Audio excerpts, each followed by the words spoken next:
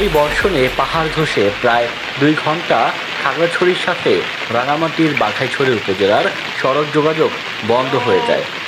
শনিবার রাতে ভারী বর্ষণের ফলে দীঘিনালা বাঘাইছড়ি সড়কের কয়েকটি এলাকায় পাহাড় ধসের ঘটনা ঘটে।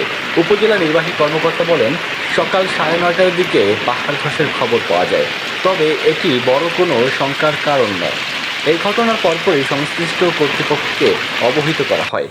পরে ফায়ার সার্ভিস কর্মীরা ঘটনাস্থলে পৌঁছে মাটি অপসারণের কাজ শুরু করে।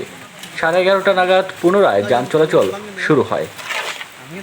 এদিকে ফায়ার সার্ভিস কর্মীরা জানান, পাহাড় কাটার কারণে অল্প বৃষ্টিতে প্রায় ধসে পড়ে পাহাড়। এতে ছোট বড় দুর্ঘটনার খবর শোনা যায়।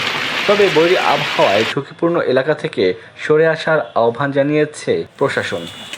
ডেস্ক রিপোর্ট, দৈনিক ডেস্টিনি।